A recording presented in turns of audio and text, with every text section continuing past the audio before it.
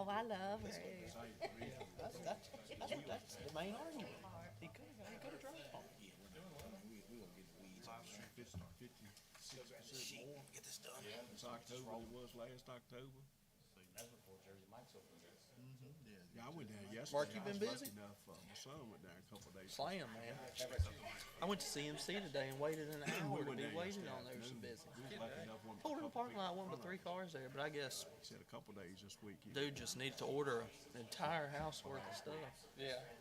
They had to wait in line. I heard a lot of people Nah, say mine's you go- slowing down. Lawn care ain't too big in the fall. Hey, that's being used. What are you trying to get to? Get out of that too, man. Hit that button. Okay, thank you. Appreciate you. I think Sometimes it's the simplest thing, and it might take you right back to the same thing when you click on it. yeah, Sure did. Let's see. Oh, I want to delete it. Let me just pull down right there. Nope, that's not it. Done. There you go. It's 2 minutes. I'll talk to one of the engineers. Yeah. Well, I know that. Especially, because we keep our HOAs down so low, we actually didn't have to raise our dues this year. And, because everybody over there, most of the stuff on fixed income. Takes it up, I mean, I heard more complaints over about garbage rate, water rate increase than I had any other citizen. There's a delay Right between now. when our meeting starts and They'll live somewhere else. he starts at I know, that's. Yep. All right, we'll call You're right. the regular meeting to order. Start with a roll call. Present this evening, Monday, November 13th, 2023, are Mayor C. Holland Purdue III and Vice Mayor Billy W. Stockton. Council members A. Ralph Casey, David K. Clements, J. Tyler Lee, Benjamin K. Mullins, and Mark H. Newbill. Also participating this evening are staff members as noted. If you will, we'll do the Pledge of Allegiance.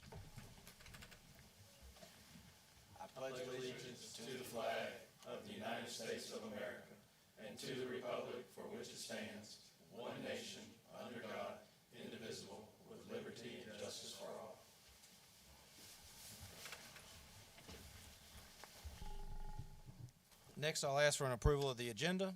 So moved. Have a motion? Second. Any discussion? All in favor say aye. Aye. All opposed? Motion carries. We'll start with the special items. 150th History Highlight. Mr. Justin Muse will present. Good afternoon to everyone. Afternoon. All right, thank you for this opportunity to briefly talk to you about Muse Family Ball Field. We know the field was built on the Muse family farm in the late 1940s, and it was the home of the original Rocky Mount Seahawks, later named the Rocky Mount Hawks. Over the years, many people came both near and far to experience a day on the baseball field at the Muse Family Ball Field. Countless players have played on the field, from members and teams of the major leagues stopping by for practice, to players who participate in the Negro Leagues, to local legends and ball players that have created so many great memories there on that ball field. I know one of my favorite memories about the ball field is sitting on the stoop and having different folks stop by, casually talking about the good times and reminiscing on everything that's happened there over the years. The stories and the countless stories from all walks of life really capture how special it was to be part of that field and the camaraderie of everybody that was developed from being part of that. Our overall goal in preserving the legacy of the Muse Ball Field is, from our research, we see that the field was used as the home field for Franklin County High School and also Ferrum College before each school had their own baseball field.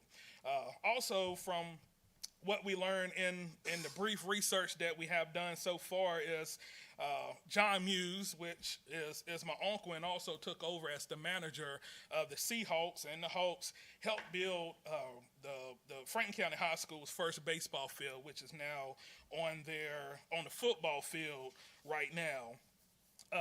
And they said from stories of folks when it came down to the field maintenance and the field makeup and the shape of the field, that he always liked to have it in pristine shape. And some comments from the players said that, you felt like you was playing in the major leagues because he took pride in his field.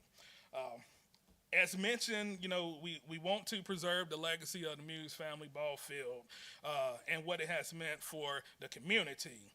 And I'm leaving out lots of different information because we still have lots of research to do. And these are just from newspaper clippings and talking with several people about their experiences over the years. So we have been working with the Warren Street Society to document some of this rich history outside of what we already know and have. We have been able to celebrate some of this history by having a few tournaments this summer, trying to revitalize playing there on the field. We also had several groups who want to use the field to have different tournaments because of what that field has meant to them from growing up and wanting to see it still stay alive. I know we are planning for the upcoming spring, which we weren't able to do this past year, but on 2024, to have the Muse Ballfield Memorial Music Festival again during that Memorial Day weekend. And we plan to have a great celebration, and we're looking forward to it. And we're also looking at other tournaments to have on the field as well. So that's just a brief history, and I thank you for a little bit of time to share that with everyone. Thank you. Thank you.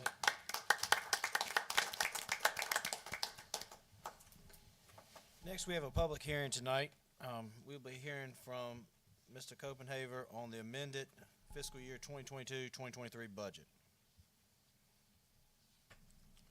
Well, good evening, Mayor and members of council. This is the last appropriation that we need to make back to the old fiscal year, just to recognize two purchases that we made through lease purchase. So this is an accounting entry that we need to make to our old books to recognize the lease proceeds for the Taser purchase, $38,273, and also the lease proceeds for the in-car and body-worn cameras. That's for $167,580. So the total amendment would be $205,853. And because that exceeds 1% of our adopted budget, that requires us to hold a public hearing. Thank you. Thank you. Does anybody have any questions? There has been nobody signed up to speak on this matter, so we can entertain any motions or conversations. Entertain a motion that we proceed with the information that we just received from our finance director. To amend the budget? Yes, to amend the budget. I have a motion and a second. Any further discussion? All in favor say aye. Aye. All opposed?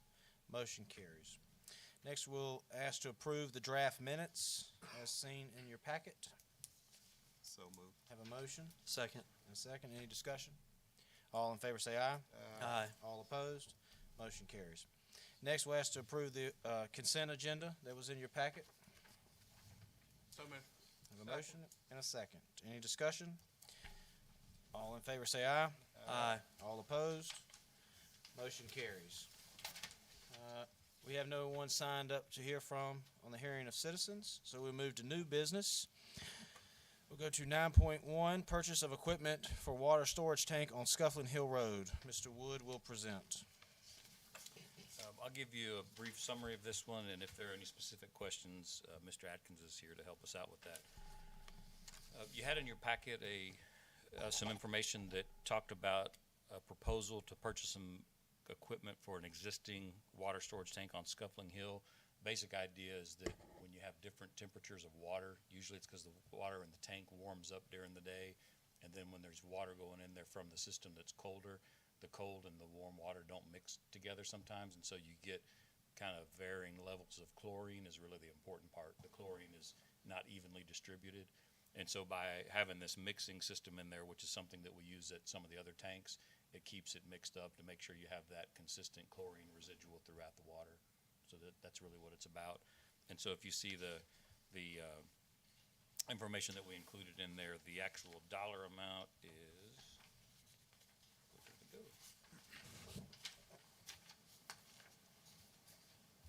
Uh-oh.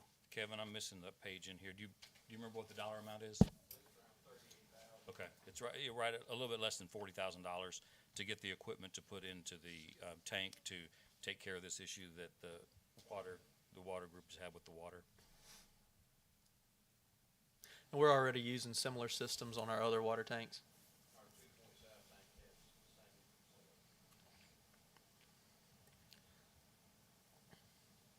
Any other questions for Mr. Wood or staff?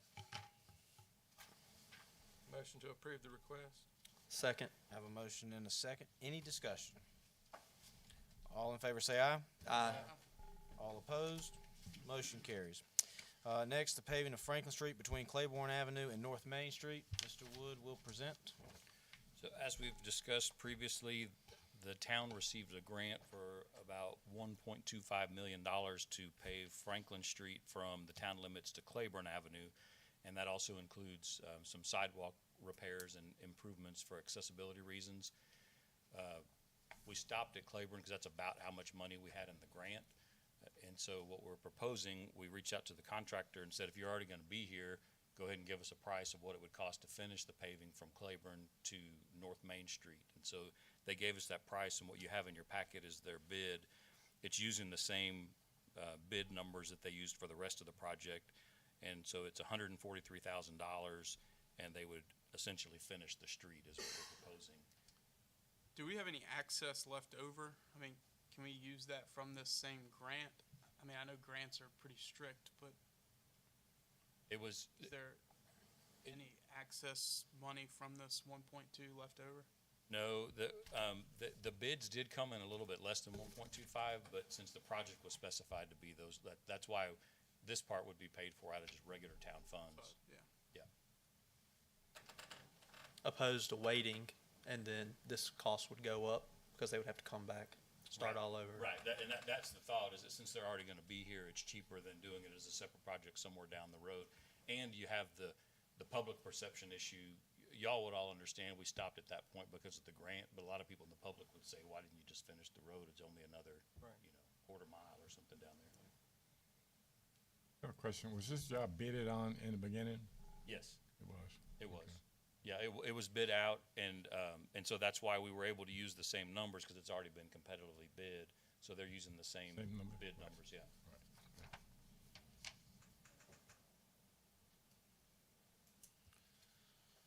Any other questions for staff?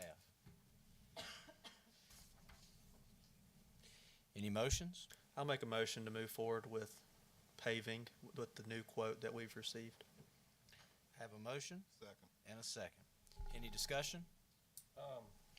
Time frame wise, did they give you a? Yeah, the sidewalk work, as y'all have seen, has been ongoing. It's mostly done now. The actual paving won't happen until the spring, because they when it warms up again. Yeah. Any other discussion? Since we have a motion and a second, all in favor? Aye. Aye. All opposed? Motion carries. Next, we have the update from Finance Department on the utility billing and online payments, and I think Mr. Wood will present that as well. So, Council, you had a handout in your packet that's got information that is coming from the Finance Department. They are proposing that we make a few changes to the policies that we use for billing, utility billing purposes. The biggest one is that some of you who have been around for a while will remember that in the past, people would have 30 days to pay their bill. Once they're 30 days past due, that's when they can be cut off. The water can be cut off in order to induce them to pay their utility bill. During COVID, there was an order that came down from the governor that said that we had to give people 60 days to pay their bills, because a lot of people were struggling due to COVID. So what is being proposed here and staff is recommending is that we go back to the 30-day cutoff.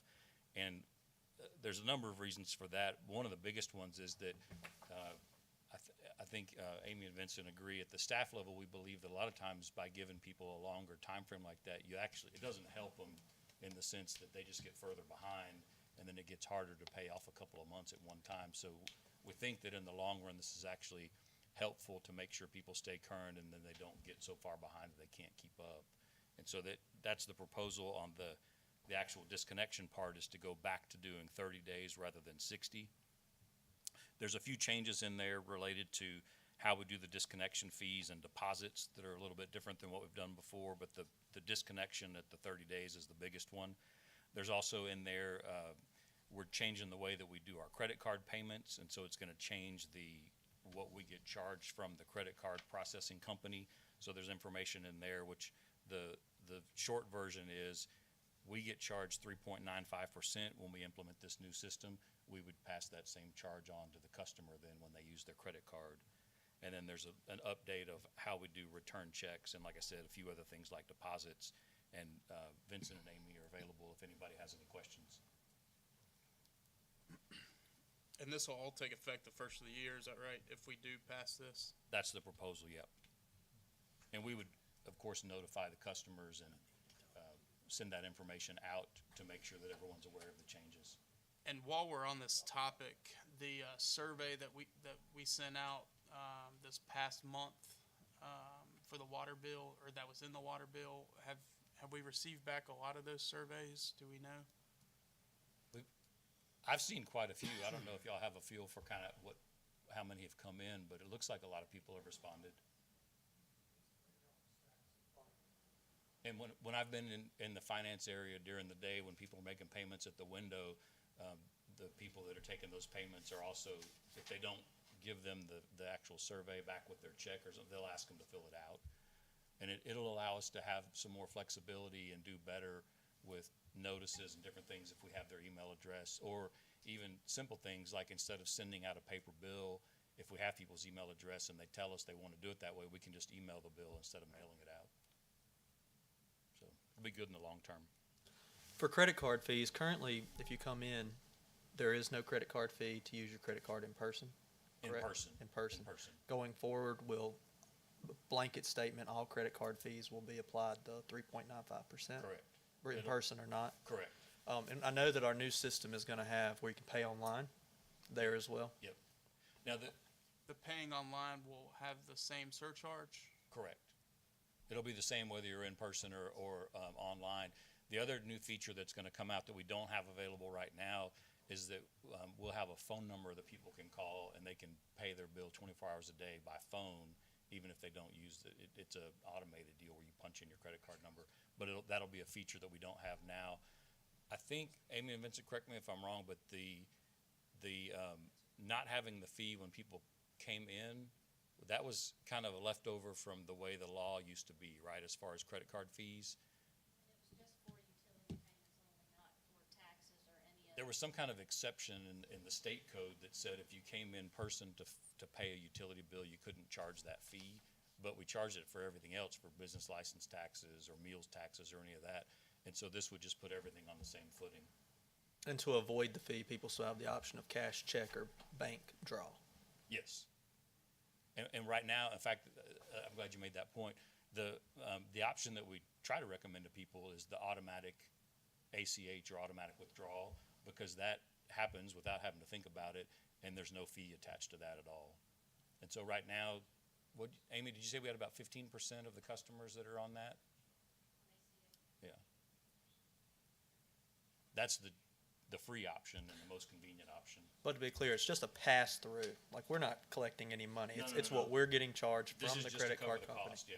It's just to Okay. cover the cost. Yeah, we don't make anything off of it. Other questions of staff?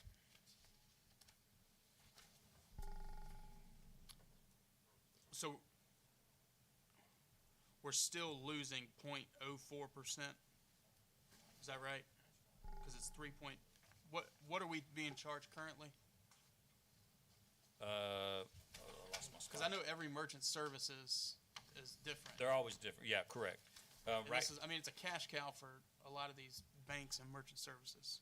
Well, so right now we are being charged the 4.33, Right. and we're charging 2.5%. So right But- now we're about 1.8 behind, and then the proposed is that we'll be charged 3.95, and that's what we'll charge the customer. So So it's a wash. it'll be a wash. Yeah. Okay. Yep, that's what's proposed. Any other questions of staff?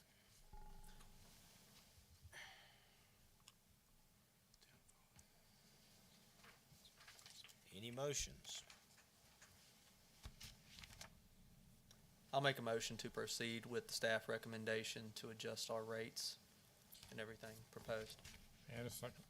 Have a motion and a second to adopt the update. Any discussion?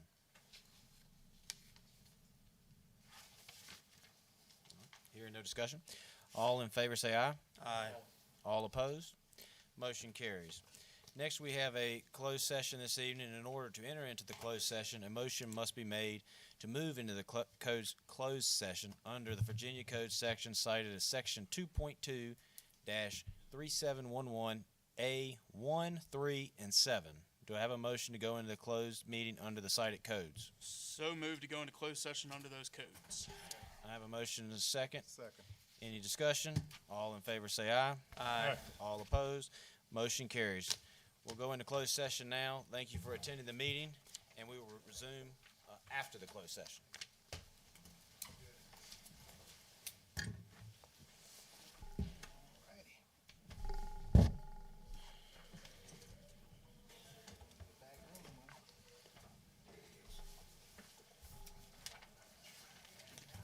Yeah, I need to cover expenses on his credit card, you know. 'Cause it's, yeah. Yeah, I think it went for, automatic draft. No, I can talk to him. He's my boy. I'm just teasing. Relax there, hostility. Don't get mad at me. What happened to Tennessee?